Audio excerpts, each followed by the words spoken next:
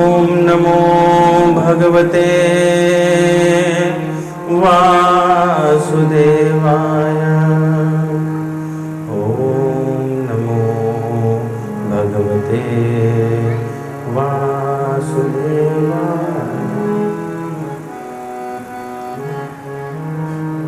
आदरणीय दीक्षित जी,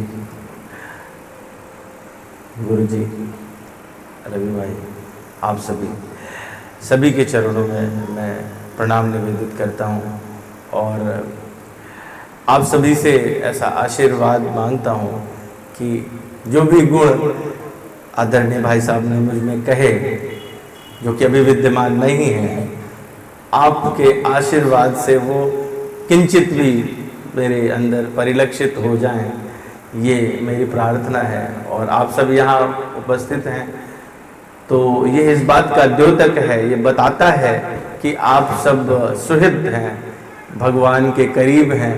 और भगवान के करीब जो लोग रहें, वो जो आशीर्वाद देते हैं वो हमेशा फलित होता है। तो मुझे इस प्रकार आशीर्वाद दें कि मेरी भी भक्ति में वर्धन हो, मैं भी एक भक्त बन सकूं। भैया ने कहा कि मैं भक्त हूँ, मैं भगवद गीता के विषय में बोलता हूँ, जानता हूँ, तो मैं जानता नहीं हूँ, भक्त भी नहीं हूँ। जो लिखा है संतों की कृपा से प्राप्त है, वही उच्छिष्ट मैं आप सबसे चर्चा करता हूँ। प्रयास करता हूँ कि संतों की वाणी का माध्यम बन सकूँ, भगवान की वाणी का माध्यम बन सकूँ। तो भैया ने आग्रह किया था कि गणेश जी पधारे हैं और हमको जो है वो कुछ गणेश जी के विषय में चर्चा करनी है। तो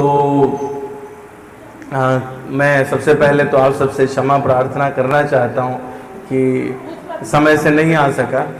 मैं 5:30 बजे कहा था, परंतु समय अभाव और कुछ ऐसी परिस्थितियाँ बन जाती हैं। आज मेरा कोई केस मैंने नहीं रखा था, शेड्यूल नहीं किया था, पर इमरजेंसी हुई और एक माता जी को मुझे ऑपरेट करना पड़ा, तो बस मैं घर गया और सिर्फ वस्त्र बदले और आ गया हूँ, है ना। तो चलिए हम लोग बिना समय गंवाए, मुझे लगता है भजन आदि कुछ हो चुके हैं।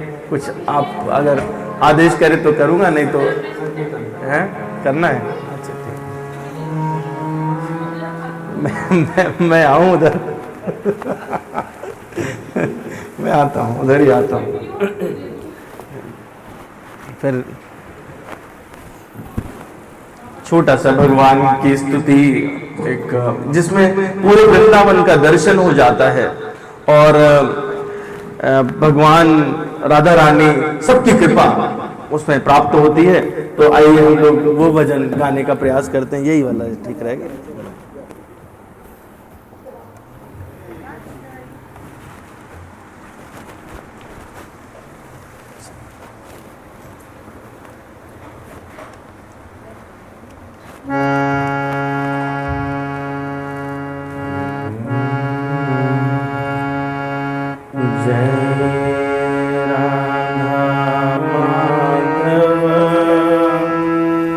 आप लोग भी साथ देंगे तो बड़ा आनंद आएगा।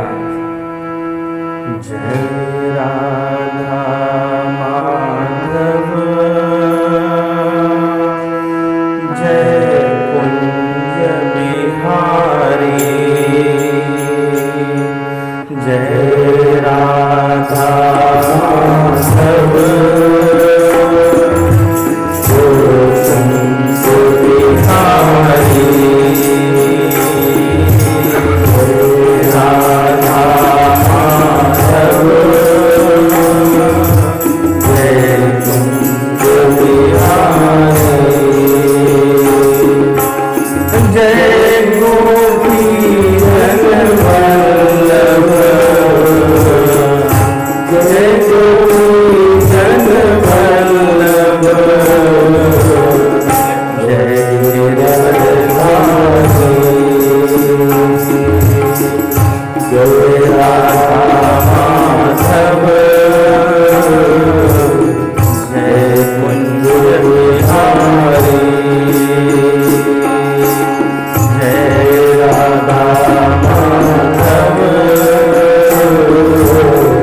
जय कुंज बिहारी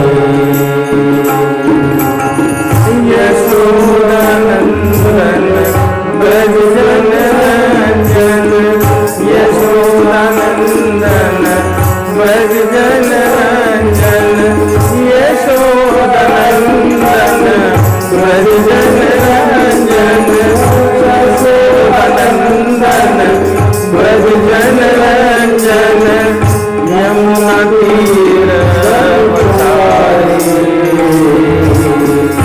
जय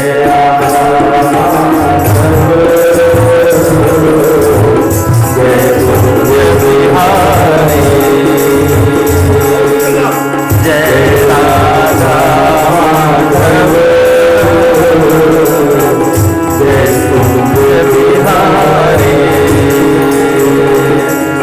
मुरली मनोहर वल्लभ गोपी जन वल्लभ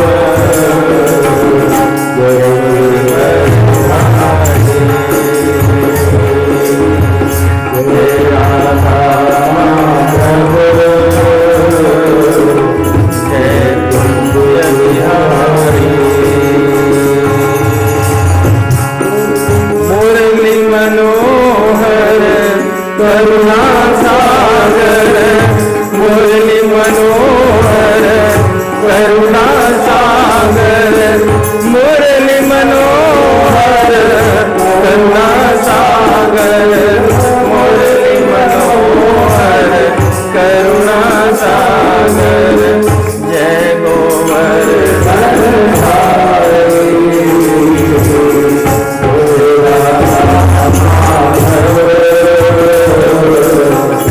जय कुंज बिहारी जय राधा माधव जय कुंज बिहारी जय गोपी जन वल्लभ जय गोपी जन वल्लभ जय गिरिवरधारी जय राधा माधव जय कुंज बिहारी जय राधा माधव जय कुंज बिहारी जय गोपी जन वल्लभ जय गोपी जन वल्लभ जय गिरिवरधारी जय राधा माधव जय कुंज बिहारी जय राधा माधव जय कुंज बिहारी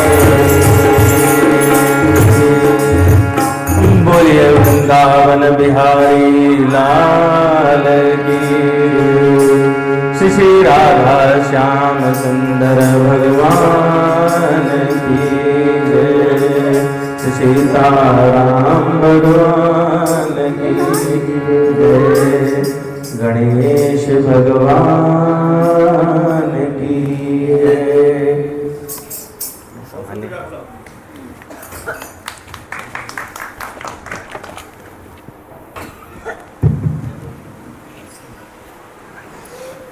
और मैं आप सबको बताऊं, हमारे बीच में एक बहुत ही विलक्षण प्रतिभा और हैं जो बिल्कुल कॉर्नर में बैठे हैं, सोरों से पवित्र भूमि, सोरों से सोनू भैया।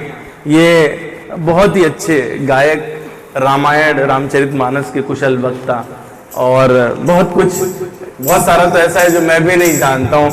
आज उन्होंने कृपा की और बोले कि मैं आपसे मिलने आना चाहता हूँ, और समय अभाव के कारण मैंने कहा कि भैया के यहाँ निमंत्रण है, बोले मैं भी आ जाऊं।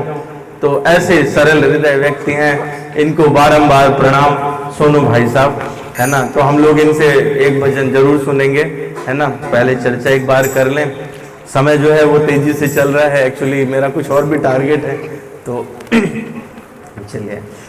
तो आइए हम लोग जो आज का मूल विषय भगवान गणपति के विषय में चर्चा की बात थी, और हम लोग उन्हीं के विषय में चर्चा करने का कुछ प्रयास करते हैं।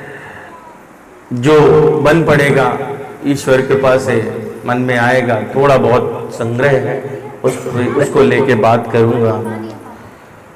स्तौमि गणेशं परात्परं परम धाम परमं ब्रह्म परे मे परेशं परमेश्वरं विघ्न निघ्न करं शांतं पुष्टं कांतं अनंतकं सुरासुरेन्द्रैः सिद्धेन्द्रैः स्तुतं स्तौमि परात्परं सुरपद्मदिनेशं च गणेशं मंगलायनम्। तो हम लोग जो कॉमनली श्लोक घर में बोलते हैं, दो श्लोक विशेष रूप से मैंने देखा है विवाह या किसी भी पवित्र अवसर पर कहे जाते हैं, और एक तो स्कूल में भी, बच्चों के विद्यालयों में भी होता है कहीं कहीं। गजाननं भूतगणादिसेवितं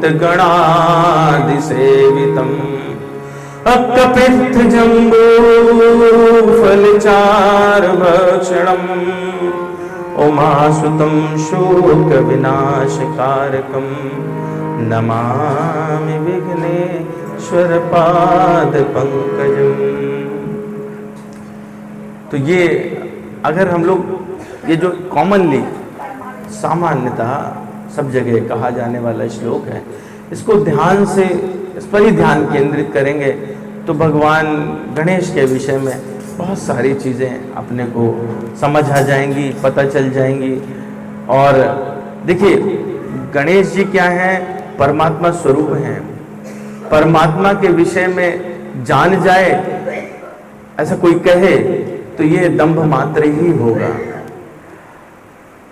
अक्सर मैं ये बात कहता हूँ, स्वामी राम सुखदास जी की कृपा से मैंने सुना, पढ़ा कि भगवान कैसे हैं? गुणातीत हैं। गुण मतलब जो हमारे मनुष्य में गुण दिखाई देते हैं वो गुण, और जो त्रिगुण हमारे संसार में दिखते हैं, सतो रजो और तमो, उनसे परे। तो गुण कोई भी आप ले लीजिए, उनसे परे है भगवान। जब उनसे परे है भगवान, हम तो सब कुछ गुणों के अधीन होके करते हैं। हमारी जीवा भी गुणों के अधीन है, हमारी बुद्धि भी गुणों के अधीन है, तो वर्णन कैसे कर सकते हैं?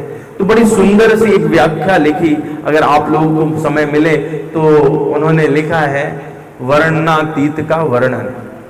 पढ़िए, वर्णनातीत का, जो वर्णन नहीं किया जा सकता उसका वर्णन, तो उसका वर्णन कैसे करेंगे? हमारे पास जो साधन होगा, जो दृष्टि है, जितनी दूर देखती है उतना ही देख सकते हैं। कोई मुझसे कहे कि अमेरिका में बैठे यहाँ की चीज देखें या यहाँ से बैठ के वहां की चीज देखें, हम कोई बीच में माध्यम इस्तेमाल कर सकते हैं, लेकिन अपनी जो दृष्टि है उससे हमारी एक क्षमता है, उसके बियॉन्ड नहीं देख सकते। ऐसे श्रवण और अन्य इंद्रियों की भी अपनी लिमिटेशन है। तो वो सारी जब लिमिटेड है, तो लिमिटेड से अनलिमिटेड की था तो ले ही नहीं सकते। तो गणेश जी कैसे हैं? परमात्मा स्वरूप हैं, और उनके बारे में जितना कहेंगे तो चर्चा, समय, दिन सब छोटे हो जाएंगे।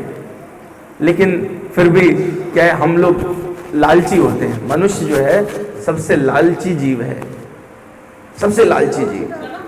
अगर कभी आप देखो ध्यान से, किसी दिन रास्ते जा रहे हो तो आप देखना, मान लीजिए कहीं पर चीनी की बोरी गिर जाए, ट्रक से जा रही है, गिर गई, तो आप देखेंगे कि क्या होगा? मनुष्य आएगा, पूरी बोरी उठाएगा, एक भी तिनका छोड़ेगा नहीं। अपना नहीं है, जानता है, अपने पुरुषार्थ से आया नहीं है, जानता है, लेकिन फिर भी उठाएगा, पूरा बटोर के ले जाएगा। हो सके तो पानी में उसको मिलाए, छाने, उस रस से भी कुछ काम चला ले। लोग का आप दुखे। दूसरा कोई पशु आएगा, कोई मान लीजिए कि शेर निकला, भेड़िया निकला, वो खाएगा भी नहीं, क्योंकि उसके खाने की वस्तु नहीं, ले भी नहीं जाएगा। चींटियां आएंगी, एक ढेला एक चींटी लेके जाएगी, दूसरा ढेला नहीं उठाएगी। चींटियां उतने ही संग्रह करती हैं जितने की आवश्यकता होती है। मतलब एक छोटा जीव देखिए, एक बड़ा जीव हाथी आएगा, वो समझेगा काम की चीज नहीं, छुएगा नहीं। तो सबसे जो लालची जीव है वो कौन है? वो मनुष्य है। इसीलिए जो गोस्वामी जी ने जब बात कही, मानस रोग की चर्चा की, तो उसमें लोभ को उन्होंने कहा कि लोभ अपारा, और कैसा? वात कफ पित्त छाती जा रहा। जैसे रहता ना गैस्ट्राइटिस जिनको होती है, वो लोग इस दर्द को जानते हैं।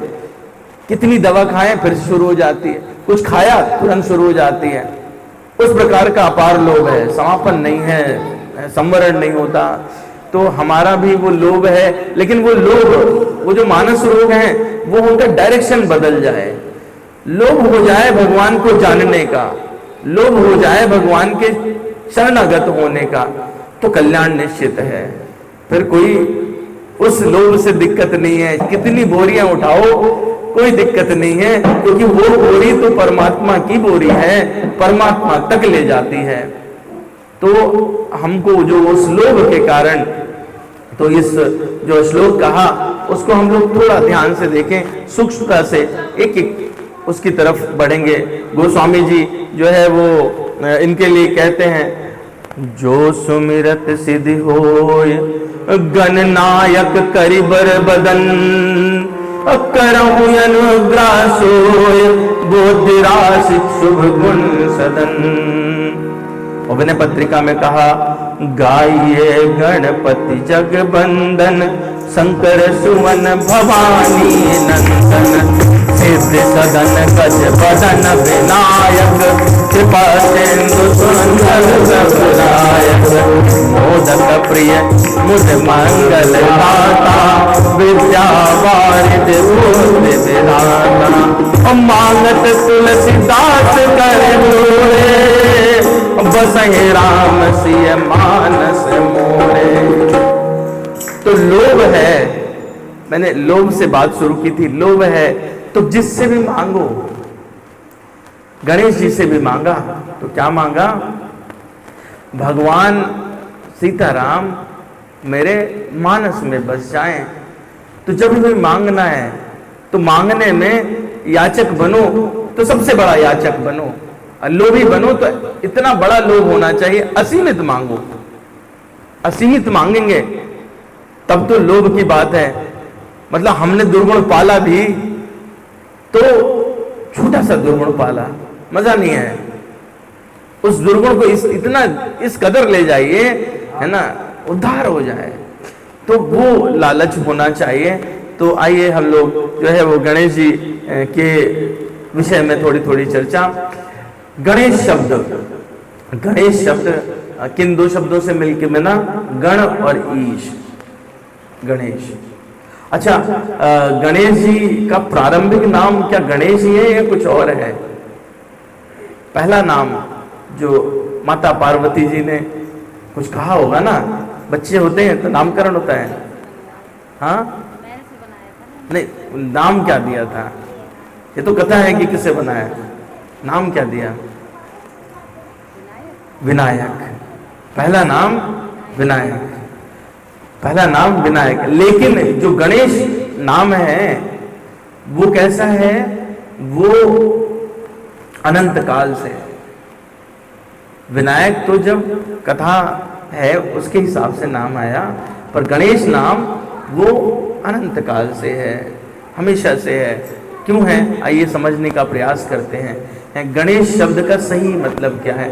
इतनी बात तो समझ आ गई कि गण है, उनके ईश्वर, उनके स्वामी वो गणेश हैं।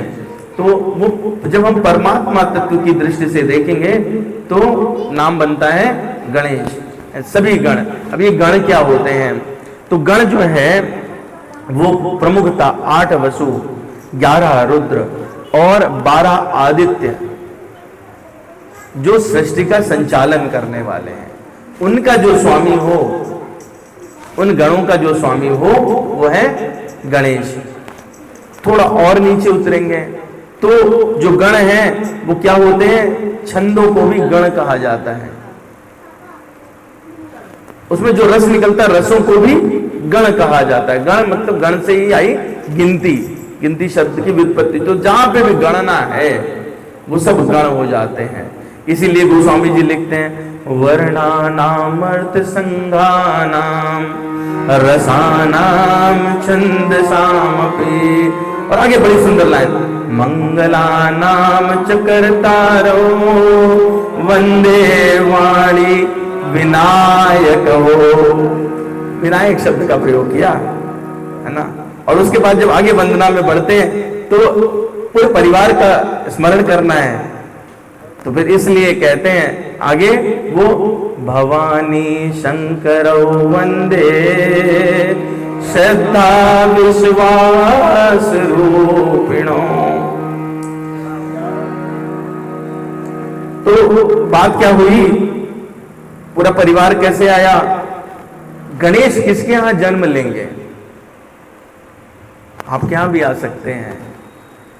कब, जब पति कैसा हो, विश्वासमयी दृढ़, और माता कैसी हो, श्रद्धा पूर्ण, श्रद्धा से भरी हुई।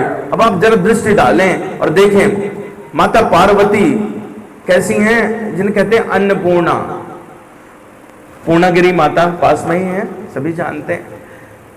जो पूर्ण कर दे, पूर्ण कौन कर सकता है, जिसमें दयालुता कृपालुता असीमित है, वही पूर्ण कर सकता है। इसलिए श्रद्धा क्या है, श्रद्धा वो है जो विश्वास को डिगने ना दे। विश्वास को, क्योंकि श्रद्धा जो है वो बेस है, श्रद्धा से विश्वास दृढ़ रहता है। और भगवान शंकर, उनका स्वरूप देखिए आप, कहां बैठते हैं, कैलाश में, चारों तरफ बर्फ है, आच्छादित, और समाधि लगाएंगे तो सीधे 80,000 वर्ष, छोटी मोटी नहीं। दृढ़ता, दृढ़ता कैसी है, 80,000 वर्ष वाली दृढ़ता है। कैसे स्थान पे, जहां पे हम आप तो जो है वो इग्लू बन के जाएं तो भी खड़े ना हो पाए, उस जगह पर समाधि लगा के और भगवान राम का स्मरण करते हैं। तो जो भगवान राम का स्मरण करते हैं लोग, वो उनको दृढ़ता मिलती है, वो श्रद्धा से परिपूर्ण हो जाते हैं। उनके पुत्र जो है वो गणेश बनकर आते हैं, परमात्मा स्वयं उनके घर में पुत्र के रूप में जन्म ले लेता है। तो गणेश कौन है, गणेश शब्द क्या है, गणेश वो है जो श्रद्धा और विश्वास किए यहाँ उत्पन्न होते हैं। तो ये तो बात हुई कि जो हम लोगों ने शब्द कहा, लेकिन विनायक क्यों कहा। देखिए गोस्वामी जी को अगर प्रयोग करना होता तो वहां पे भी गणेश कह देते, लेकिन उन्होंने कहा क्या, विनायक हो। तो विनायक शब्द, क्योंकि वो परिवार क्या है, भवानी और शंकर, उनसे विनायक उत्पन्न हुए। विनायक क्यों कहा, विनायक इसलिए कहा, माता जी ने कथा कही, बिल्कुल ठीक, कथा के उसमें ज्यादा नहीं जाऊंगा, सभी को पता है, वाली कथा सभी को पता है कि माता पार्वती जी ने उनका, बस थोड़ा सा उसमें संशोधन कर दूं, वो मैल नहीं था। हमसे जो ऊपर हैं, यक्ष आदि भी मनुष्य से ऊपर माने जाते हैं, और उनसे जो ऊपर है वो देवता हैं। तो यक्षों में भी मैल नहीं बनता, देवता में भी नहीं बनता, और जो भवानी है उनमें तो मैल की कल्पना करना ही व्यर्थ है। हम लोग क्या होता है कि बहुत सारा चीज व्हाट्सएप इंडस्ट्री पे जो चलता है, उस व्हाट्सएप इंडस्ट्री को फॉलो करते हुए वो शब्द रख लेते हैं। विचार करने की बात है, विचार करेंगे तो समझ आएगा। तो माता क्या उबटन लगा रही थी, और जो उबटन इकट्ठा हुआ तो कुतूहल में उन्होंने एक शरीर, एक संरचना गढ़ी, और उसको उन्होंने कहा ये कौन होगा, ये गणपति होगा, ये गणेश होगा। क्योंकि उस समय भगवान शिव नहीं थे, और बिना पति के उनकी संरचना हुई। पति को दूसरा रूप में कहते हैं नायक। तो बिना नायक के जिसकी उत्पत्ति हुई वो है विनायक। दूसरा अर्थ होता है विशिष्ट, वी से विशिष्ट नायक, जो विशिष्ट नायक है। नायक तो बहुत सारे, इंद्र भी नायक हैं, देवताओं के नायक इंद्र भी हैं, इसी प्रकार से कुबेर भी बहुत सारे गणों के नायक हैं, लेकिन जो विशिष्ट नायक हो, नायकों में भी नायक है, वो कौन हुआ? विनायक। तो ये बात है, ये बात चलो हमको समझ आ गई, पर एक बात नहीं क्लियर हो रही मुझे।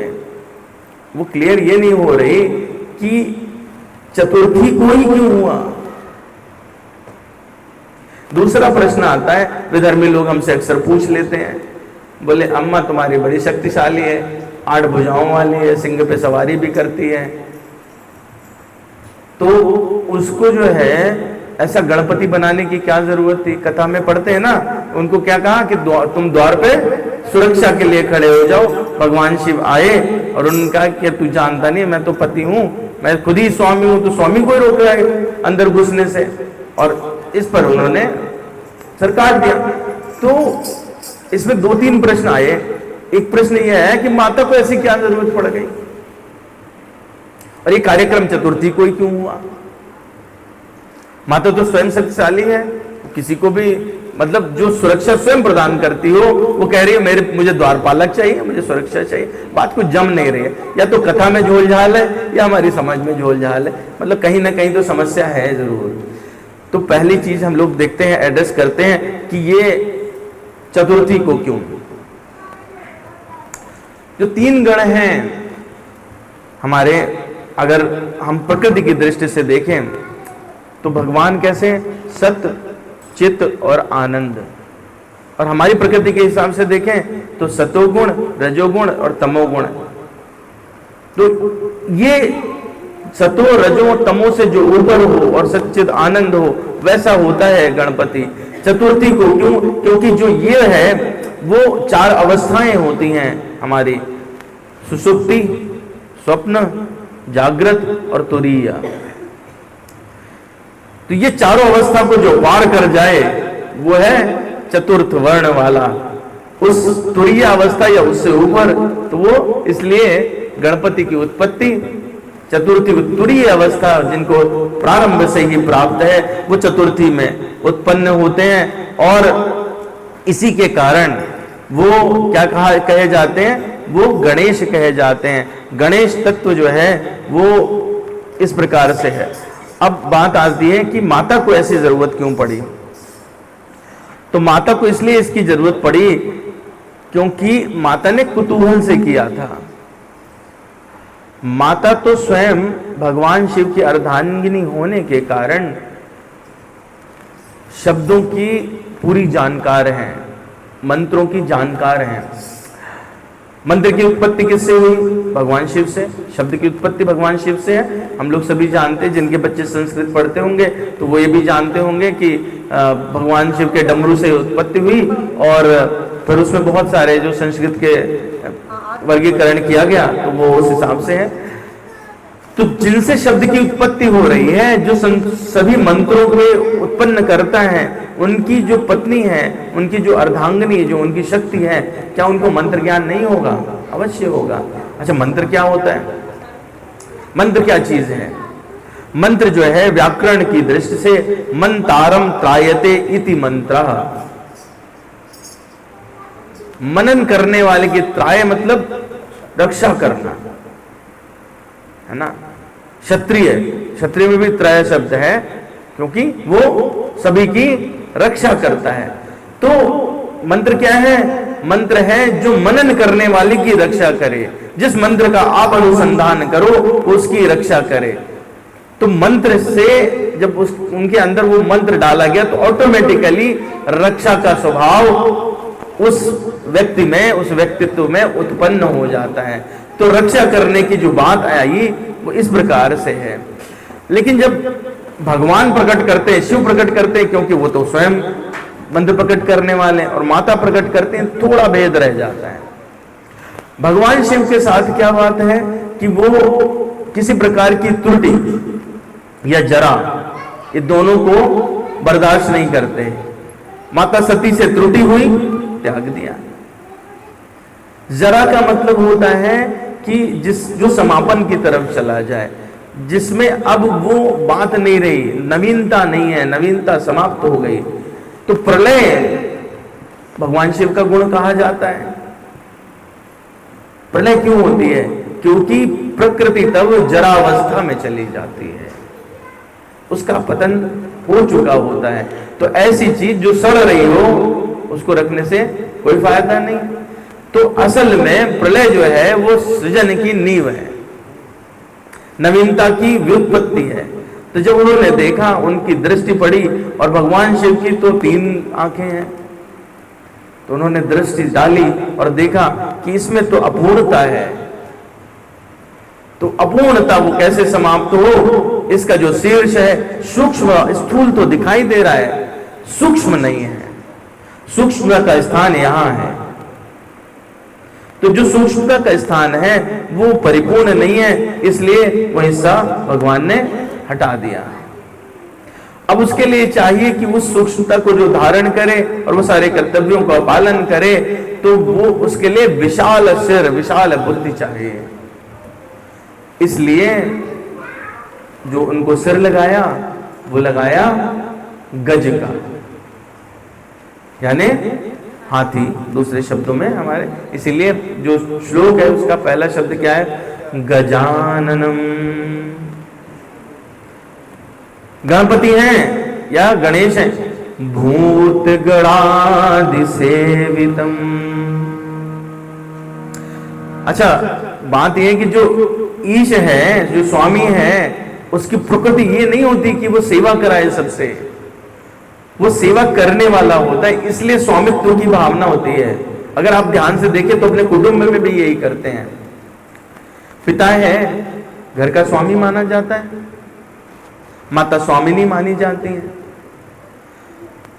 तो ऐसा होता है क्या कि पिताजी बैठ गए आके गद्दे, बोले सब लोग आओ सेवा करो, आज से बेटा तुम कमाने जाना, तुम ये करना, मैं कुछ नहीं करूंगा? नहीं, पिताजी सारा कार्य भी बाहर करते हैं, धन एकत्र भी करते हैं, घर में कोई कमी है तो उसको भी पूरा करते हैं, बच्चों पर ध्यान देते हैं। जो स्वामिनी है उसमें भी यही कार्य है। तो अगर आप उसको सूक्ष्म दृष्टि से देखेंगे तो कर तो आप सेवा ही रहे हैं। तो स्वामी में प्रमुखता किस बात की है? कि वो सेवक है। और क्या कहा? गणों का, गणों के विषय मैंने चर्चा की।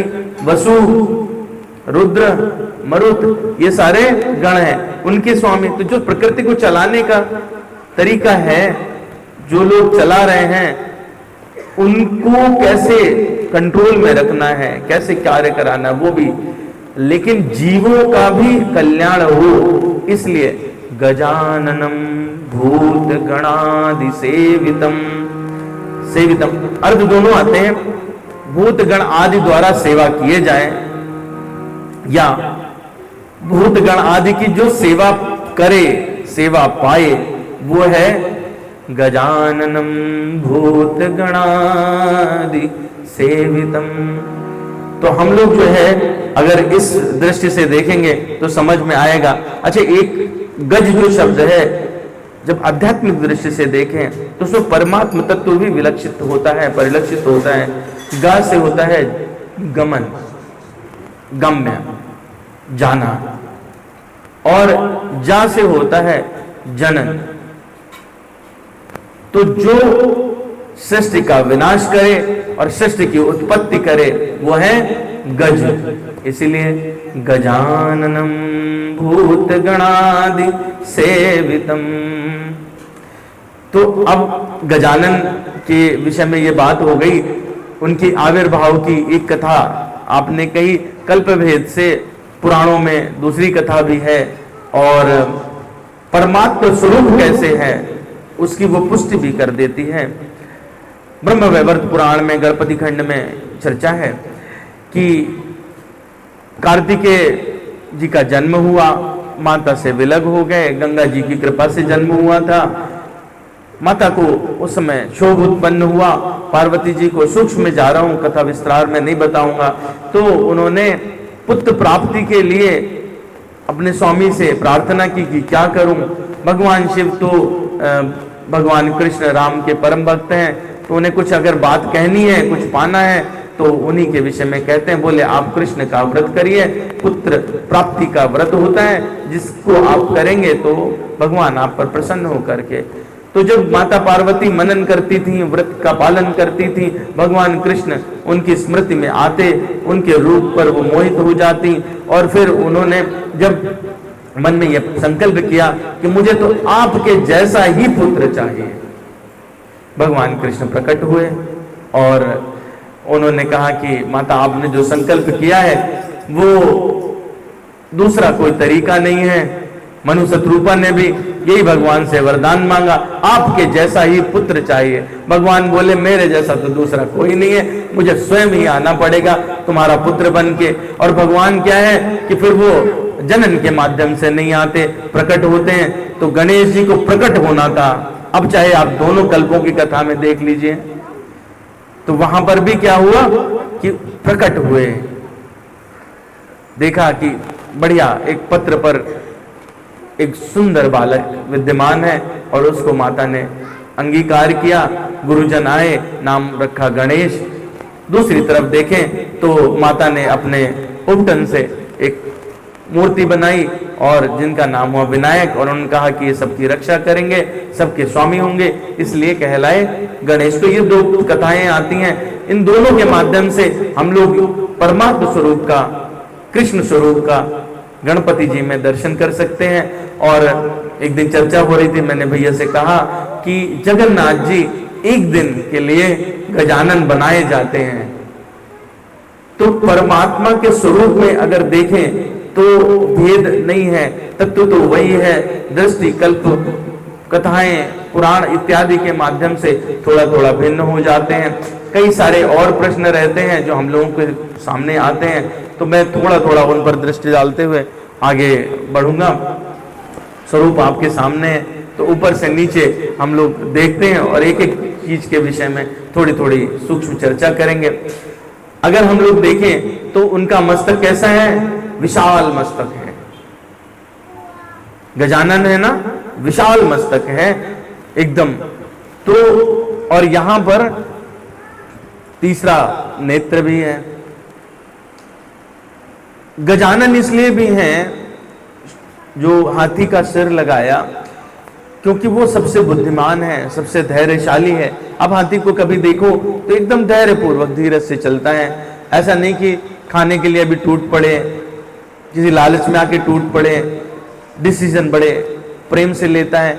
वो सारे क्वालिटीज हैं जो एक लीडर में होने चाहिए। सृष्टि में एक नायक की आवश्यकता थी, इसलिए विशिष्ट नायक आए। तो नायक की क्वालिटीज, नायक के कैरेक्टर, नायक की सारी चीजें होनी चाहिए। तो विशाल मस्तक और जिसके बीच में गजमुक्ता। गजमुक्ता इस बात का भी प्रतीक है जिसका ब्रह्मरंध्र जागृत हो जाए, वो व्यक्ति ही सही निर्णय लेने की, सही और गलत की पहचान करने में सक्षम होता है। इसलिए ये वाला मस्तक वाला हिस्सा, ललाट विशाल है और 3 नेत्र हैं। तीसरा नेत्र क्यों है? जो नायक में विशेष रूप से होना चाहिए कि आपको दृष्टि उस चीज पर डालनी है जो सबका कल्याण करे। सूक्ष्मता की दृष्टि। घर में लीडर, माँ बाप भी लीडर हैं, समाज में लीडर, नेता भी हैं। तो कैसा होना चाहिए? हमारी सूक्ष्म दृष्टि होनी चाहिए जो कल्याण की दृष्टि हो। स्थूल सब दिखाई दे रहा है, पर सूक्ष्मता के लिए तीसरे नेत्र की आवश्यकता है। और इसीलिए जब आप आरती गाते हैं तो उसमें कहते हैं, क्या कहते हैं? अंधन को आंख देत, कोढ़िन को काया। तो जो 3 नेत्र वाला है, जो सूक्ष्मता से दे सकता है, वही आपको सूक्ष्मता की दृष्टि भी दे सकता है। अगर उस आरती की लाइन पे जाएं तो एक तरह से ये लगता है भगवान तो किसके हुए? अंधों के और कोढ़ियों के भगवान है। ये नहीं है। अगर आप बाह्य दृष्टि से देखेंगे तो आपको लगेगा अंधन को आंख दे, कोढ़िन को काया, तो अंधों के भगवान हो गए। वस्तुतः हम आप सभी अंधे हैं। हमारे दोनों तरह से, सामाजिक दृष्टि से भी देखें तो भी हम कहां जा रहे हैं हमको पता नहीं है। और जब आपको किस दिशा में जा रहे हैं ये पता नहीं है, तो आप में और अंधे में कोई फर्क है क्या? नहीं है। अज्ञानता की दृष्टि से हम सारे अंधे हैं। एक दूसरा, माया का जब पर्दा पड़ जाता है, आपके आंख पे माया का पर्दा, पट्टी बंधी हुई है, तो भी हम कैसे हैं? अंधे हैं। तो सिर्फ परमात्मा के पास ही वो ताकत है कि माया को काट सके। इसीलिए भगवान कृष्ण कहते हैं कि उनकी शरण लेनी पड़ेगी। देवी हेषा गुणमयी मम माया दुरत्या, माया मामेव ये प्रपद्यन्ते, माया में ताम तरन्ति ते। कैसी है माया? गुणमयी भी है, दैवी भी है। कब है? वो माया आपको विलक्षण चीजें दिखा सकती है। जब वो योग माया बनती है तो वो भगवान की लीला में आपका प्रवेश करा देती है।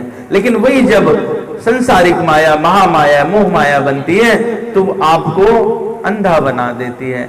और उस अंधेपन को काटने की क्षमता परमात्मा या परमात्मा तत्व में ही हो सकती है। इसलिए कहा, अंधन को आंख देत, कोढ़िन को काया। अब कोढ़ी बड़ा खराब लग रहा है सुनने में, तो अब आप सोच रहे होंगे ये व्यक्ति तो बड़ा अजीब है, अभी हमको अंधा बनाया, अब कोढ़ी भी बना देगा। कुष्ठ रोग की विशेषता क्या है? छूने की क्षमता समाप्त हो जाती है। आप कुछ भी छूओगे पता नहीं चलेगा। एक दूसरा, कुष्ठ रोग छूने से फैलता है, संक्रामक है, बहुत संक्रामक। जो हमें विकार है हमारे अंदर, वो सब हमारे कुष्ठ रोग हैं। वो हमें परमात्मा की अनुभूति नहीं होने देते।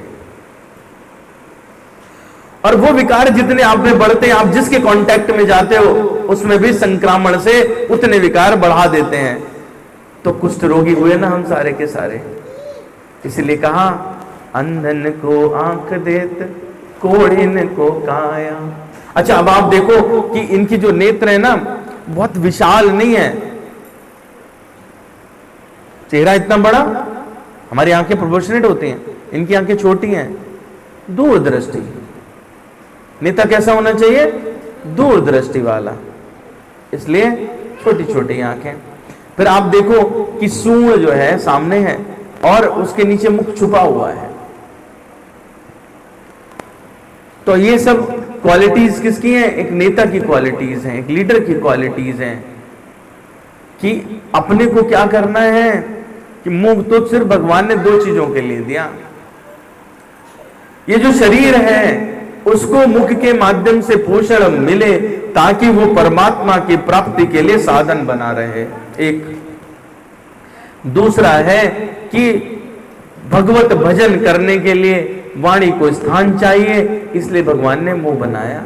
ठीक। अब आप कानों की तरफ देखो, कान कितने बड़े बड़े, एकदम ऐसे विशाल काय नहीं, विशाल काय कान क्यों है?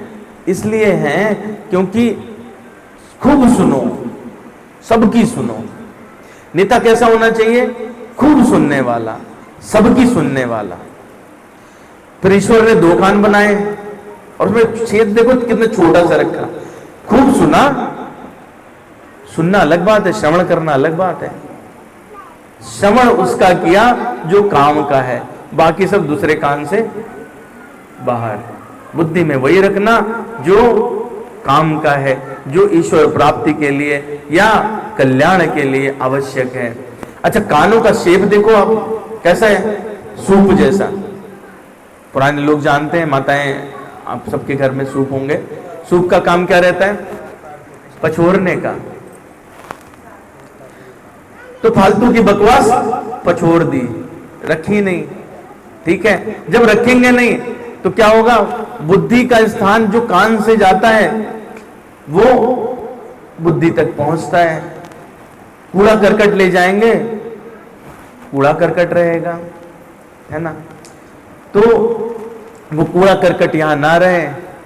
कौशल जी महाराज ये लगभग हर कथा में ये बात कहते हैं कि जो हम जीवा से, मुख से लेते हैं उसको हम मल और मूत्र के द्वारा त्यागते हैं, लेकिन जो हम कानों से लेते हैं वो बुद्धि में जाता है और उसके बाद वो मुख के द्वारा निकलता है। जो हम सुनते हैं वही बकवास करते हैं।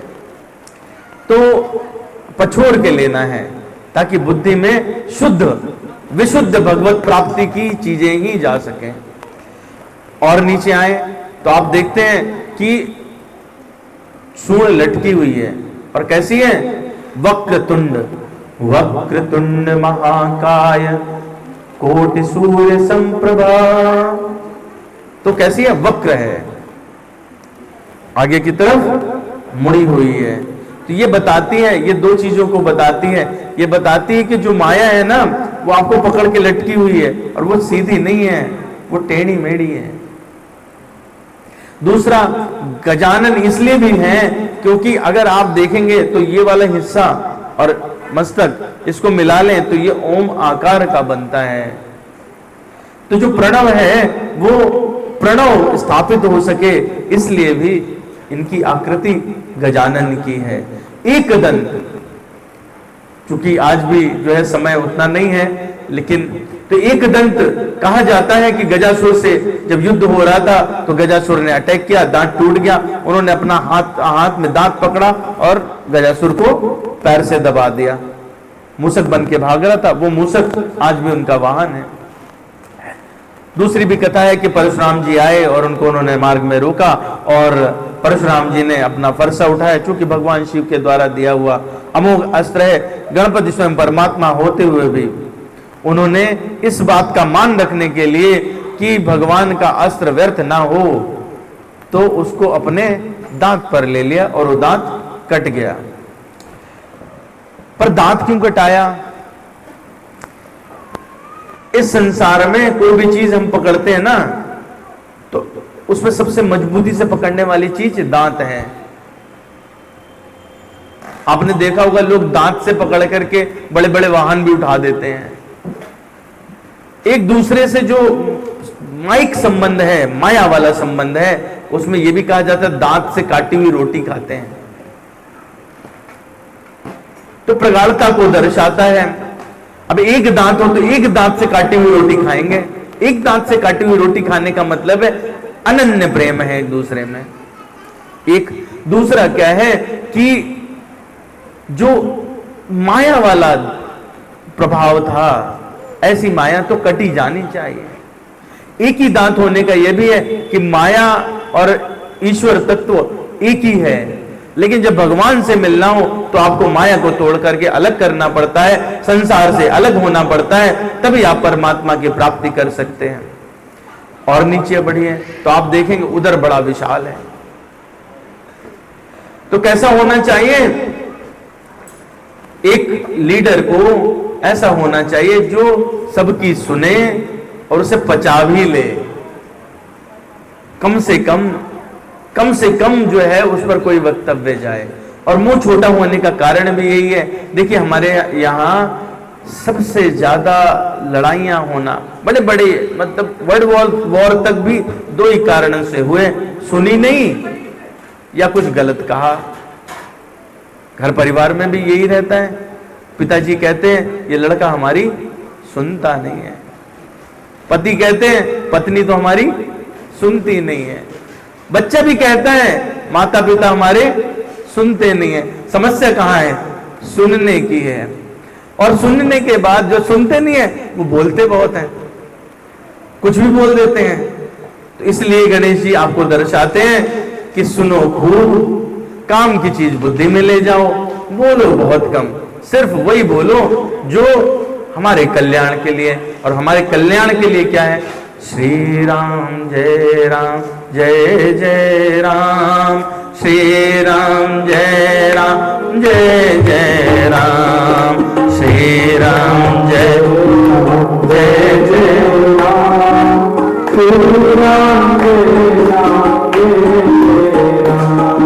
श्री राम जय राम जय जय राम, श्री राम जय राम जय जय राम, श्री राम जय राम जय जय राम, श्री राम जय राम। अच्छा अब आप ध्यान दीजिए, चार हाथ हैं, तो जो वर्गीकरण किया संतों ने, पुराणों में जो वर्गीकरण हुआ वो एक तो ये क्या है कि जल के विशेष रूप से देवता हैं गणपति। तो 4 प्रकार के गुण होते हैं जल के, शब्द, स्पर्श, रूप और रस।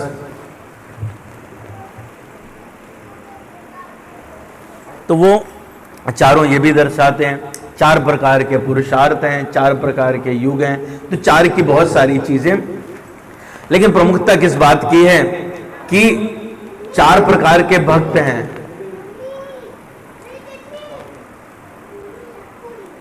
भगवान भगवत गीता में कहते हैं चतुर्विधा भजन्ते माम। 4 प्रकार के भक्त, 4 प्रकार के लोग मुझे भजते हैं। तो वो 4 प्रकार के जो हैं वो कौन कौन से हैं? कहते हैं आर्तो जिज्ञासुर अर्थार्थी च भरतर्षभ। आर्थ दुखी लोग, ठीक है। दूसरे कौन से रहते हैं? दूसरे जो हैं जो अर्थार्थी हैं, और तीसरे जिज्ञासु हैं, और चौथे ज्ञानी हैं। तो भगवान ने क्या किया कि चारों को कुछ कुछ देना है, इसलिए 4 हाथ और 4 ही आयुध हैं उसमें। एक हाथ में अगर आप ध्यान से देखें तो पार्श रहता है उनके, दूसरे हाथ में उनके अंकुश रहता है, तीसरे हाथ में मोदक रहता है, चौथी हाथ वरद मुद्रा है।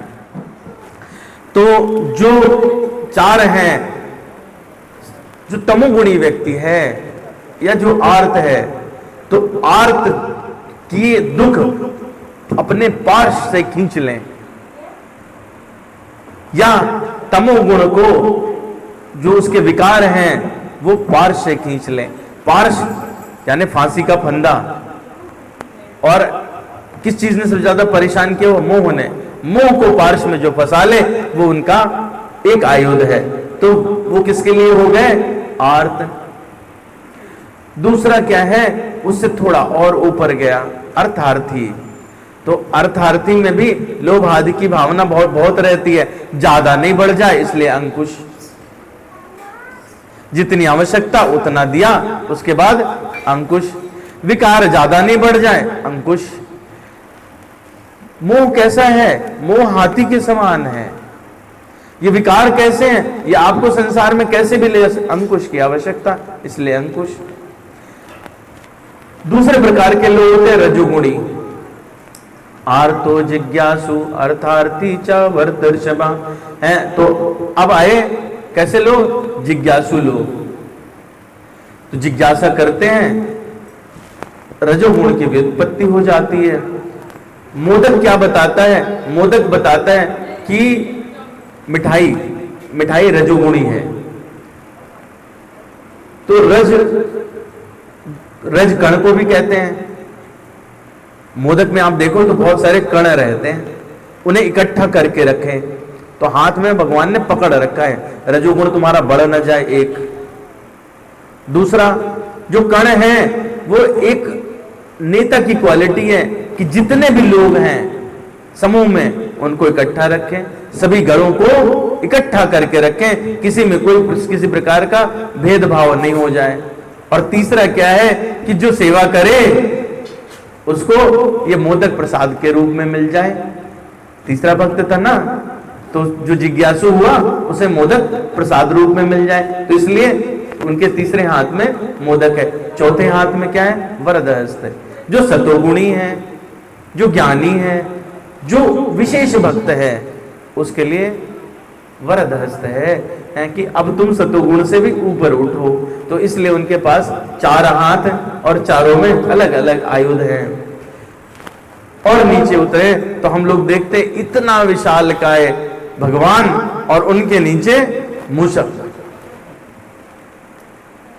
हमारी बुद्धि, जो हमारी भेद बुद्धि है, संसारिक होने के कारण वो ये सोचती है इतना बड़ा विशालकाय व्यक्तित्व और इतना जरा सा मूषक, तो कैसे वजन संभाले? तो बड़ी नाइंसाफी है, इत्यादि इत्यादि, है ना। और फिर कोई आपका मजाक उड़ाना चाहे तो वो कह भी देता है, टेढ़े मेढ़े तुम्हारे भगवान, अजीबो गरीब उनका ये स्वरूप, और उसके बाद वाहन तो देखो 4 कदम भी ना चले इतने वजन को लेके। तो पहली बात तो मैं कहूं कि जो वाहन है ना वो विशेष होते हैं, वो भगवान का ही एक्सटेंशन होते हैं। तो अपनी बुद्धि में बिठा लीजिए कि हम जो चूहे देखते हैं वैसा चूहा उनका वाहन नहीं है। हमारी कल्पना जहां तक होती है वहां तक हम बना पाते हैं, वहां तक हम समझ पाते हैं। एक दूसरा क्या है, मूसक ही क्यों रखा उन्होंने अपने वाहन के रूप में? तो बड़े लोगों की ये बड़ी सुंदर बात रहती है, वो कृपालु होते हैं। लघुतम से लघुतम को भी, निकृष्ट से निकृष्ट को भी अपना लेते हैं। तो गजासुर वाली कथा से अगर हम सीख लेना चाहें तो एक राक्षस जो मूसक बन के भागना चाहते, भगवान ने अपनी कृपा दी, अपने चरणों के नीचे दबा लिया कि भाई तू मेरी कृपा पात्र है, तू यहीं रहे। तो कोई भी दोष रहे जिसमें, भगवान उसको अपने चरणों के नीचे दबा लेते हैं। इसीलिए ये कहे जाते हैं मंगल मूर्ति। दूसरा, जो लोग साइंस पढ़े हैं वो जानते हैं मूसक का कैरेक्टर, वो एक फैमिली को बिलोंग करता है। साइंस वाले लोग जानते होंगे, उस फैमिली को रोडेंटेसी कहते हैं। रोडेंटेसी का एक प्रमुख गुण रहता है, उनके दांत, ये आगे वाले, इसको इंसाइजर कहते हैं, वो लगातार बढ़ते हैं, उनकी घिसाई की जरूरत होती है। अगर वो नहीं घिसेंगे तो वो उनको नुकसान पहुंचा जाएंगे, इतने बड़े दांत हो जाएंगे कि वो जीवित नहीं रह सकते। तो पूरे टाइम, तो मूसक को आपने देखा होगा वो काटता रहता है, पूरे टाइम काटता रहता है। खरगोश भी कुतरता रहता है, गिलहरी का भी यही स्वभाव रहता है, ये सब रोडेंटेसी वाले हैं। तो मूसक क्या है कि पूरे टाइम काटता रहता है। हमारे विकार बढ़े तो उन्हें कोई काटने वाला होना चाहिए, पूरे टाइम काटते रहे, ये मूसक दर्शाता है। एक दूसरा क्या है कि इधर उधर चूहा फुदकता है और काटता है, दो प्रॉपर्टी है ना। तो फुदकना और काटना ये कुतर्कियों का स्वभाव होता है। आएंगे कुछ अड़बंग बात कह देंगे, उसके बाद कट लेंगे। तो ऐसे कुतर्की व्यक्ति है तो उसको क्या है, पांव के नीचे, नायक का कर्तव्य है ये।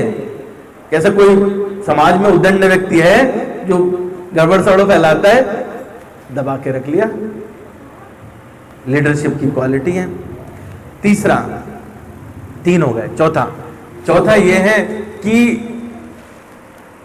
जो मूसक है वो परमात्मा के अपने रूप का भी दर्शन कराता है। परमात्मा कैसा है? चूहे की क्या आदत होती है? चूहा बिल में घुस जाता है, अपना काम किया, काटा पीटा, तो गायब हो गया, खाया, गायब हो गया। परमात्मा का भी हमारे हृदय में, हमारे शरीर में कुछ ऐसा ही स्वभाव है। परमात्मा कहाँ? हृदय में रहते हैं। दिखते हैं क्या किसी को?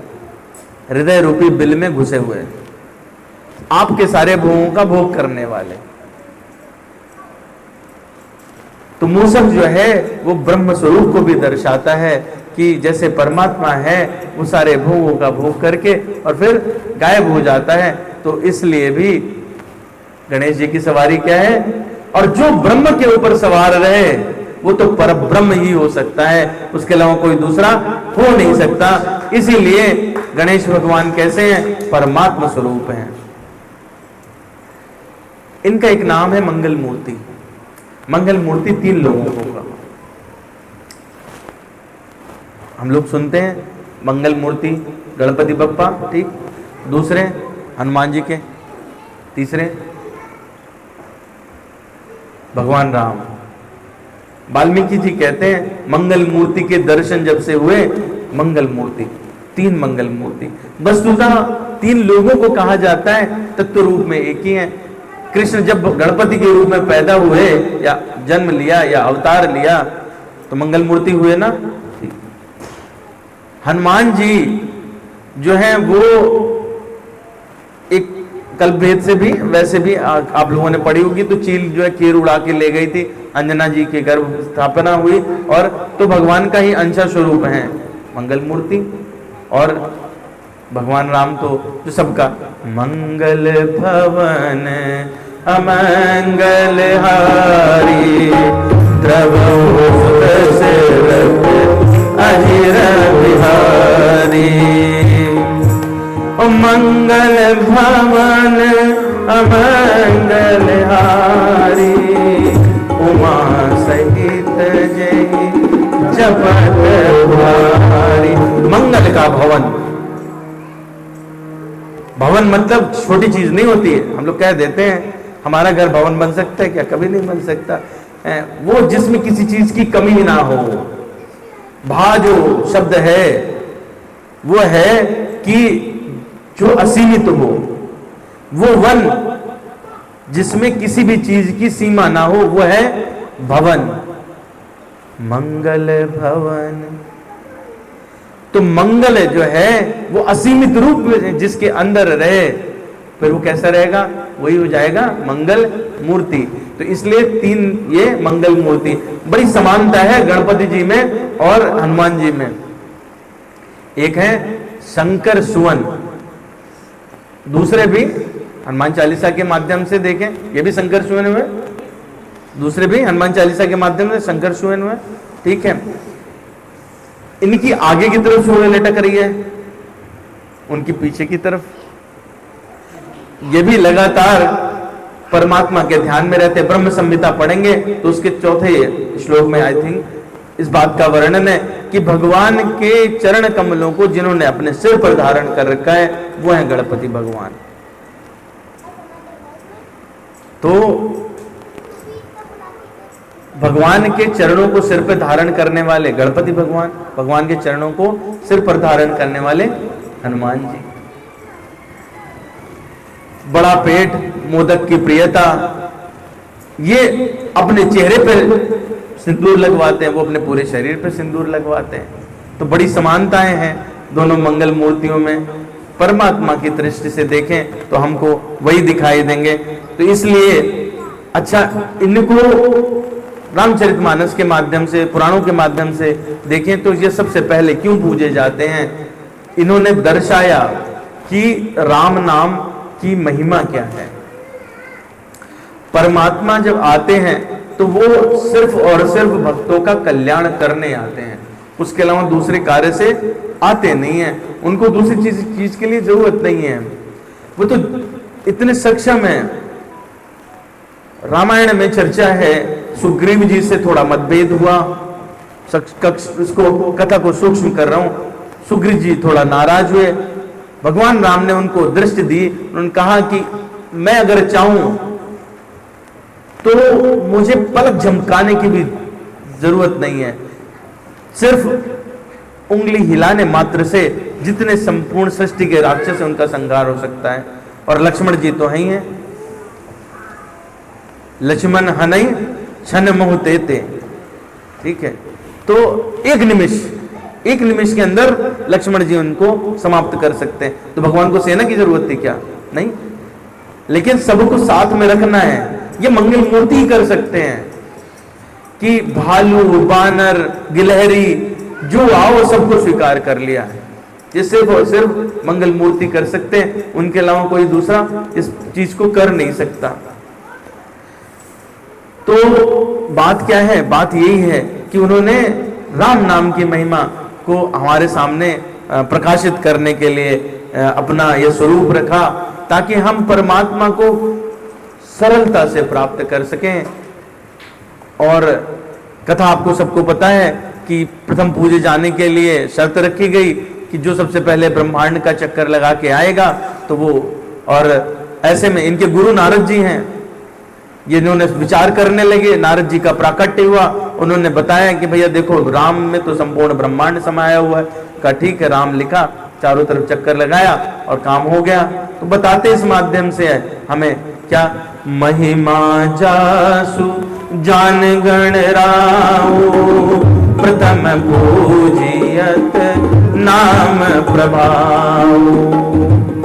नाम का प्रभाव बता रहे हैं। भगवान जब भी आते हैं, भगवत गीता में हम लोग सुनते हैं, पढ़ते हैं, बिहार चोपड़ा जी बड़े कृपालु रहे हमारे ऊपर, बच्चों को सबको वो याद कराया, जो आज वृद्धावस्था में हमारी एज में 2 श्लोक तो सबको याद करा दिए उन्होंने। कर्मण्येवाधिकारस्ते थोड़ा कठिन है, आधा ही याद रहता है, आधा पीछे का लोग याद नहीं रखते, इसलिए उसको गलत प्रयोग करते हैं। लेकिन 2 श्लोक तो सबको याद हो जाते हैं लगभग, मुझे लगता है। यदा यदा हि धर्मस्य ग्लानिर्भवति भारत अभ्युत्थानम् अधर्मस्य तदात्मानं सृजाम्यहम्। एक सबको पता होगा ये भगवान क्यों आते हैं, जब जब हो ये धर्म के हानि, यदा यदा ये धर्मस्य। दूसरा फिर आगे बोलते हैं परित्राणाय साधूनां विनाशाय च दुष्कृतां धर्म संस्थापनार्थाय संभवामि युगे युगे। अब आप देखो कि जो ये है श्लोक कहा भगवान ने, तो प्रथम चरण कुछ और रख सकते थे। पहला चरण क्या रखा भगवान ने, परित्राणाय साधूनाम। पहले क्या करूंगा, साधुओं का कल्याण करूंगा, जो मेरा वेट कर रहे हैं उनसे मिलूंगा जाके। सेकंड नंबर पे अगर दुष्टों का संहार हो जाए तो हो जाए, बाय प्रोडक्ट होते हैं, है ना, तो उनसे हो जाए। आपने अगरबत्ती जलाई भगवान के स्तुति के लिए, उनकी आराधना के लिए, घर में सुगंधित हो जाए तो हो जाए। भगवान ऐसा करते हैं। तो इसलिए परित्राणाय साधुनाम विनाशाय च दुष्कृताम। और जब साधुओं का परित्राण हो जाए, उनका उत्थान होने लगे, उनका प्रोटेक्शन हो जाए, ताण शब्द है ना, प्रोटेक्शन, रक्षा, तो क्या होगा, और दुष्टों का विनाश हो गया, धर्म की स्थापना स्वतः हो जाएगी। तो ये 3 हेतु भगवान ने प्रमुख बताए भगवत गीता के माध्यम से, जिसके कारण भगवान अवतार लेते हैं। कलयुग में भगवान से कैसे मिले साधु लोग, भगवान का कैसे अनुभव करें, तो वो एकमात्र तरीका वो गणेश जी ने इस माध्यम से बताया। महिमा जासु जान गण राव प्रथम पूजियत नाम प्रभाव। नाम वंदना पे बस 2-5 मिनट लूंगा और उसके बाद वाणी को विराम।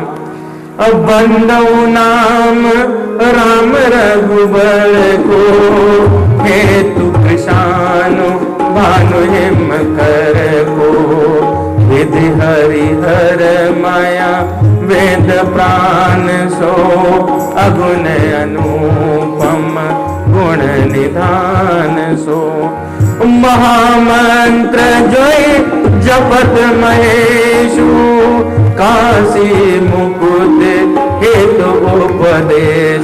कितनी सुंदर शिक्षा है। आप देखो माता पिता को कैसा होना चाहिए, खुद राम नाम का जप करते हैं, पुत्र को भी कहा तू भी जप। और जब पिता के मार्ग पर पुत्र चलता है, कल अपन लोगों ने चर्चा की, वो बड़भागी कहलाता है। और जब राम नाम का जप चलता है, उस मार्ग पे बढ़ता है, तो प्रथम पूजनीय हो जाता है। महामंत्र जोई जपत महेशु काशी मुकुट हेतु उपदेशु। महिमा जासु जान गण राव प्रथम पूजियत नाम प्रभाव। जाने आदि कवि नाम प्रताप। नाम क्यों, देखो नाम का प्रताप वाल्मीकि जी को पता चला, और क्या हो जाते हैं, क्या से क्या हो जाते हैं। जाने आदि कवि नाम प्रताप भयो शुद्ध करी उल्टा जाप। प्रताप पता है, उच्चारण सही नहीं है। ये क्या बात बताता है, भाव आपका उत्कृष्ट है। अगर कोई विधि में त्रुटि भी हो जाती है तो भी भगवान उसको ग्रहण कर लेते हैं, त्रुटि के भाव को भी ग्रहण कर लेते हैं। तो इसलिए जाने आदि कवि नाम प्रताप भयो शुद्ध करी उल्टा जापो। सहस नाम सम सुन शिव बानी जप जय प्रिय संग भवानी। धर्मपत्नी पत्नी कैसे बनी, धर्म के अनुसार। पत्नियां लड़ती हैं, हमारी पत्नी अक्सर कहती धर्मपति होता है कोई, सारे तो धर्मपत्नी होते हैं। जिसको जो बड़ा है ना, उसको बड़ी जिम्मेदारी है। आप सोचो, एक शब्द है ना निर्माता, नीत है माता शब्द उसके अंदर, नहीं तो निर्पिता कर देते। सोच के देखो, बोल के देखो कैसा लग रहा है। अब बोलो निर्माता और फिर बोलो निर्पिता। निर्माता कहने में कितना सुंदर है। निर्माण, सृजन बड़ा डेलिकेट काम है। वो डेलिकेसी माता के पास होती है, वो डेलिकेसी पिता के पास नहीं है। धर्म का पालन करना, करवाना, सिखाना ये किसी दूसरे की बस की बात नहीं है, इसलिए धर्मपत्नी है। तो धर्मपत्नी कैसी होनी चाहिए? पति अगर सन्मार्ग में जा रहा है तो उसका साथ दे हर समय। तो मैं प्रणाम करता हूं उन सभी पत्नियों को जो अपने पति के सन्मार्ग में उनका साथ देती हैं और उनको और आगे बढ़ने के लिए प्रेरित करती हैं। तो भगवान शिव लगे थे नाम जप में, गणेश जी को सिखाया तू भी जप, और माता पार्वती भी लगी हैं और वो कहती हैं सहस नाम सम सुन शिववानी, जप जय पिया संग भवानी, हर से हेतु हरि हर ही को, किय भूषण तिय भूषण दे को, नाम प्रभाव जान सेवनी को, काल कूट फल दीन अमी को। एक कथा है, हम लोग जानते हैं कि भगवान ने विष धारण किया, विषधर कहलाते हैं, बहुत बढ़िया बात, सबको पता। परिवार कैसा? जिसमें गणपति हो नाम जप करने वाले, जिसमें माता हो नाम जप करने वाली, जिसमें पिता है नाम जप करने वाला, उसके परिवार में कोई विपत्ति कालकूट के समान भी क्यों ना आ जाए, सिर्फ भगवान का नाम स्मरण करके, भगवान का नाम लेकर के उस विष को धारण कर सकता है और उसका परिवार कभी खंडित नहीं होगा, कभी उसके समृद्धि में प्रॉब्लम नहीं आएगी, हमेशा अक्षुण्ण बना रहेगा। क्यों? क्योंकि उस परिवार का आधार राम नाम है। तो ये पूरा जो प्रकरण है, नाम का कितना बड़ा प्रभाव है ये आपको दिखाता है। तो नाम प्रभाव जान सेवनी को, कालकूट फल दीन अमी को। और नाम कैसा है? अब्बर सार तो रघुपति भगति और तुलसी साल सुदास, और राम नाम बर बरन जुग, श्रावण भादो मास। भगवान कैसे हैं? वर्षा ऋतु की तरह, जैसे अभी हुई थी बारिश 3 दिन पहले, अगर उस बारिश की तरफ दृष्टि डालें तो वो बिल्कुल एक न्यूनतम सूक्ष्मतम अणुमात्र भी नहीं है। कृपा अगर उस तरह से बरस रही है, कृपा तो भगवान की हमेशा बरसती है। मैं तो कभी कहता हूं कि कुछ हम जैसे मूर्ख लोग होते हैं जो छतरी लगा लेते हैं, कृपा बरस रही है लेकिन हमको छतरी लगा लेनी है, तो हम छतरी लगा के चलते हैं। कृपा कैसे बरसती है? कोई साधु आते हैं आपके घर में, बोले नारायण नारायण, बोले बाबा जाओ आज हमारे घर में कुछ नहीं है, बोले नारायण, उसके बाद में कुछ नहीं होता, फिर घर में फिर कुछ नहीं रह जाता, वो चाहे विपत्ति के माध्यम से चाहे किसी दूसरे माध्यम से। तो कृपा तो बहुत तरीकों से आती है। अभी भैया ने बहुत सारे लोगों से कहा होगा कि आज हमारे घर में सत्संग होने वाला है, गणपति भगवान की पूजा होने वाली है, कृपा बरसी, पर हमने तो छतरी लगा ली। बोले हमारे पुन्नू को बहुत जोर से सुसु आई, 3 घंटे सुसु कर रहा था, तो पुन्नू को 3 घंटे सुसु कराने के लिए उन्होंने कथा छोड़ी। दूसरे होंगे बोले बहुत जरूरी फोन आ गया था तो हमको वहां जाना पड़ा। कोई तीसरे कहेंगे क्या बताएं ऐसी विपत्ति, तो भैया विपत्ति तो क्या है कि कोई विशेष होती नहीं है, हम अपने से बना लेते हैं और कोई भी चीज को हम विपत्ति का नाम भी ले लेते हैं। तो ये सारी छतरियां हम खुद लगाते हैं। और कुछ तो और भी मूर्ख होते हैं, वो छतरी लगाते हैं उल्टी। बोले भगवान कौन होते हैं? वो तो है ही नहीं, जो हैं वो हम सब हैं, साइंस सारा है, इत्यादि इत्यादि। खैर, लेकिन भगवान जब वर्षा करते हैं तो कैसी करते हैं? वर्षा ऋतु रघुपति भगति, तुलसी साल सुदास, राम नाम बर बरन जुग, सावन भादो मास। और एक बार अपने द्वार पर भगवान राम को रख लीजिए। गोस्वामी जी कहते हैं राम नाम मन दीप धरु जी देरी द्वार, और तुलसी भीतर बाहर जो चाहसी उजियार। जीवन में उजाला चाहिए, अपने अंदर अपने बाहर चारों तरफ संपन्नता चाहते हैं, आनंद का उत्सव मनाना चाहते हैं, जीवा पर अपनी देरी पर राम नाम कहें तो राम ही सुनिए, राम ही सुमरिए, राम ही गाइए, सब राम में। नाम जी है जप जागहि जोगी, बिरत बिरंच प्रपंच वियोगी। और ब्रह्म सुख कैसे मिलेगा? ब्रह्म सुख ही अनुभव ही अनुभा, अकथ अनामय नाम नरूपा। और जाना चाही गुण गति जेऊ, नाम जी है जप जान ही तेऊ। साधक नाम जपहि लय लाए, ओहि सिद्ध अनमादिक पाए। कोई भी जप सकता है, गोस्वामी जी बता रहे कोई भी। देखिए इस प्रकरण को फिर से दोबारा देखें। जो ईश्वर कहलाते भगवान शिव,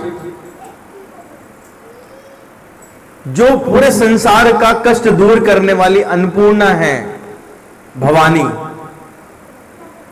वो मतलब जो सबसे ऊपर के लोग हैं वो। गणेश जो गणों के ईश कहलाते हैं वो। उसके बाद वो कहते हैं कि जो महाकवि हुए, ब्रह्मा जी के स्वरूप हुए, वो ऊपर से नीचे आ रहे हैं। वर्षा गिर रही है तो साधक कोई है वो।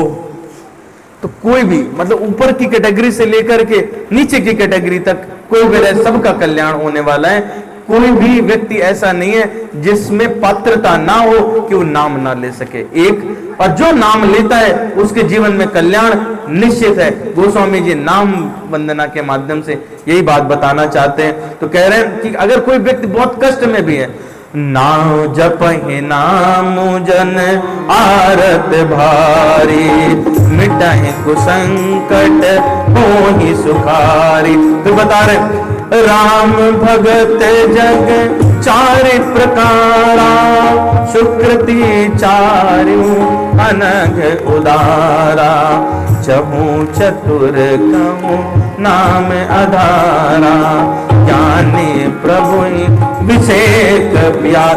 विशेष प्यार चाहिए तो वो करना होगा जो आपका पिता करता है, जो आपकी माता करती है। बच्चा बनो, माता पिता का अनुकरण करो तो पिता से विशेष प्यार मिलेगा।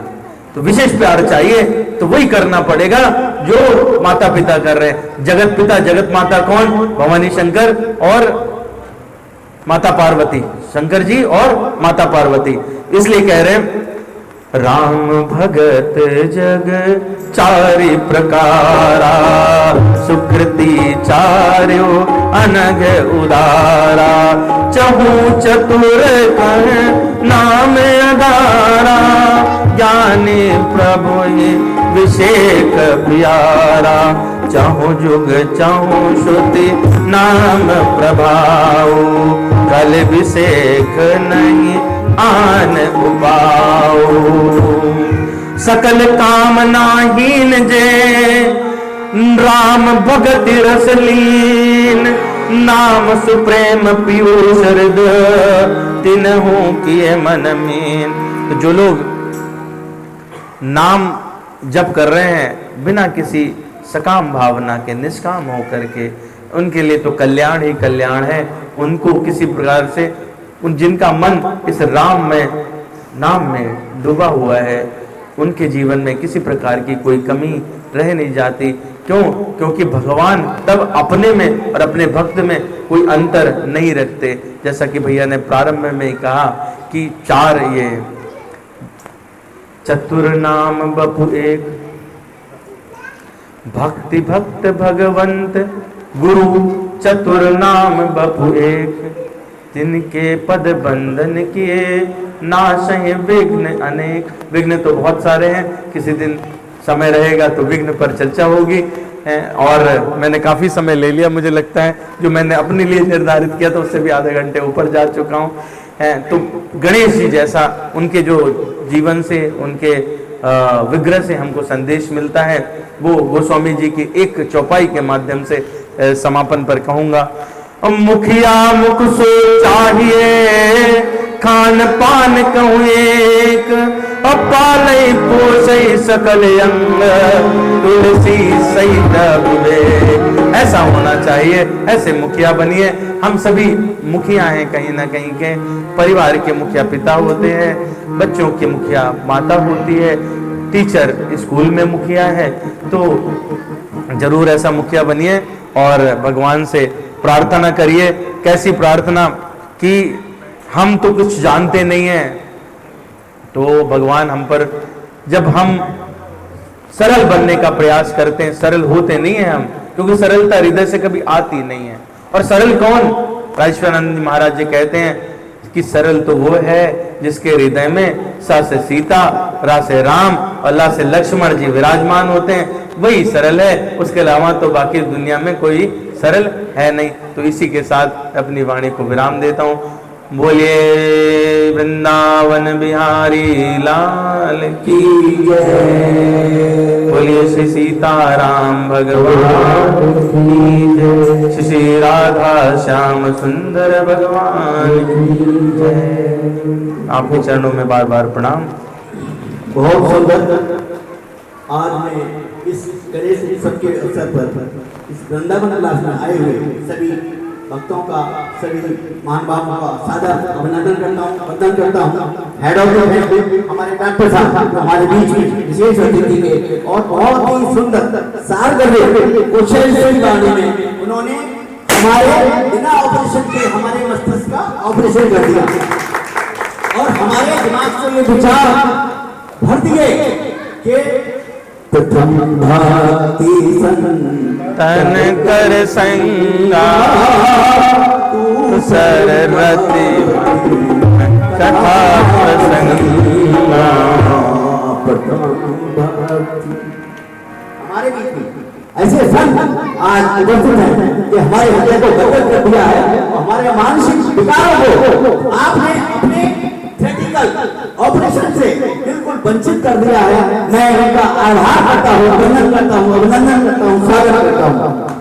और इसी के बाद 2 मिनट थोड़े देर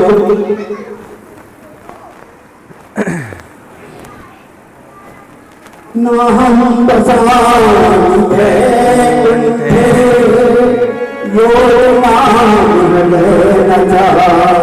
यत्र भक्ता नारदा। कहते हैं कि भगवान वहीं आते हैं जहाँ 4 भक्त मिलकर के गुणगान करते हैं। तो निश्चित प्रकार से आज हमारे गणेश उत्सव में भगवान गणेश प्रकट होंगे और हम सबकी क्रिया और दिल को धारण करेंगे, जैसे डॉक्टर साहब ने बताया है। उनको पान वही उन बैन सुसानी, हाथ वही उनका दूसरे और पान वही जो करे अनुगामी। मान वही उन प्राण के संग और हपर वही जो करे अनुगामी। जो है रसखान, जो है रसखान, जो है रसखान, जो है रसखान। मैं एक भजन प्रस्तुत कर रहा हूँ, आज्ञा है माननीय हमारे डॉक्टर साहब का। गजब बांसुरी बजती थी वृंदावन बसैया की, कलंकारी बोली थी अमली धर बजैया की। जहाँ कुछ काम न था चलता तीरों से कमानों से, विजय नटवर की होती थी वहाँ उर्मी की तानों से। तो हमारे अभी राजेश्वरानंद का वो भजन मैं आपके सामने प्रस्तुत कर रहा हूँ। बहुत अच्छा वर्डिंग है और आप लोग सब साथ देंगे। विशेषकर हमारे संगीतकार, हमारे माननीय जो बच्चे थे बहुत सुंदर, क्योंकि मेरी बात इतनी अच्छी नहीं सुनी नहीं है, केवल आपका संगीत का प्रभाव है जो मैं गा रहा हूँ।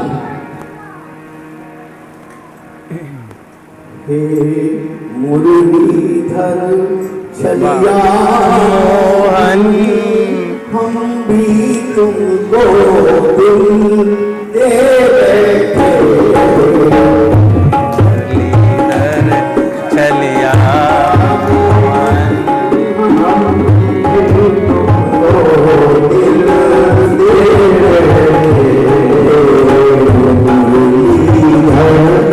चलिया हम भी तुमको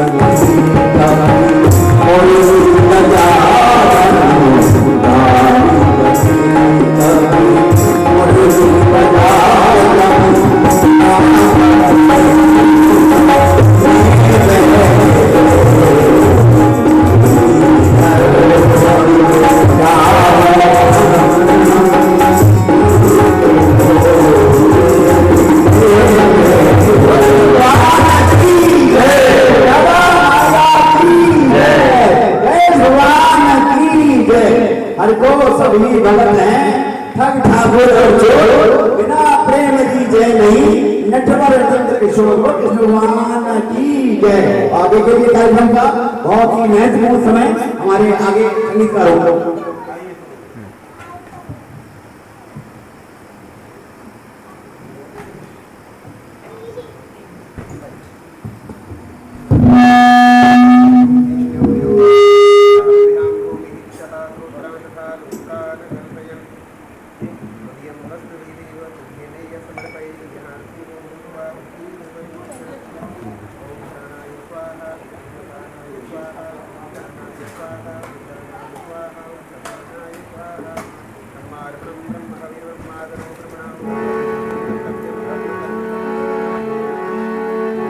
बोलो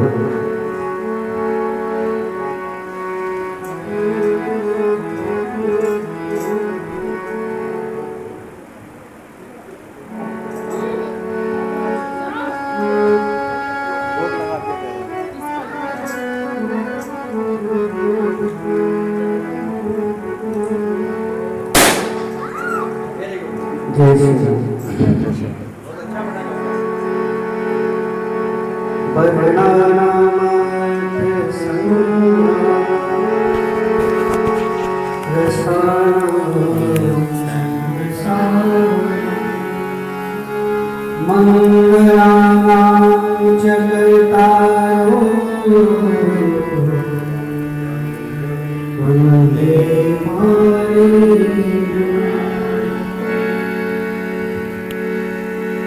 तुलसीदास जी पद कमल बारंबार मनाए गुण गावे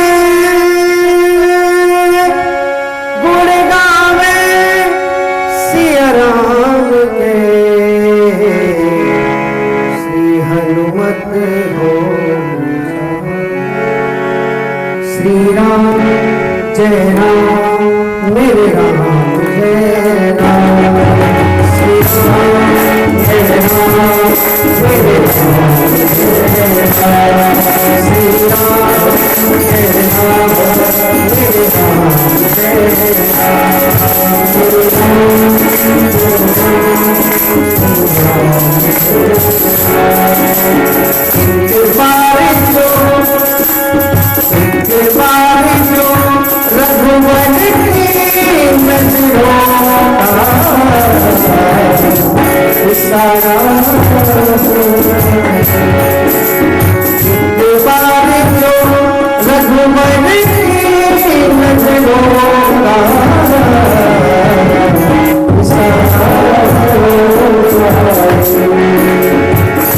तेरी लगन में खो जाऊं मैं, तेरी लगन में खो जाऊं दुनिया से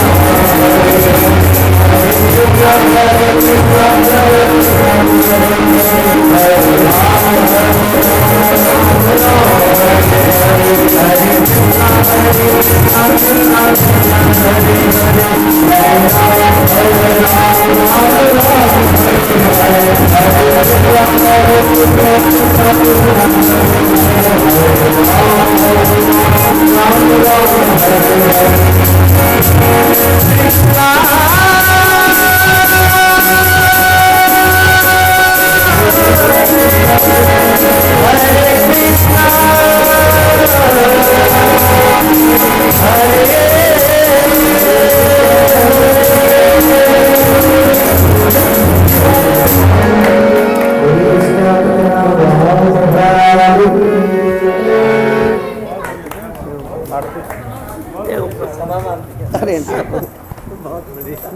बोलिए सोनों से आए सोनू कुमार भाई की बहुत सुंदर, बहुत सुंदर। आइए आरती कर लो। हाँ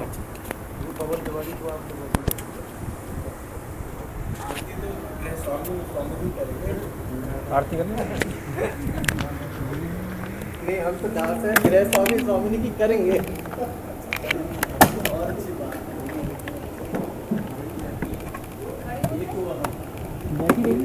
बैठी रहिए।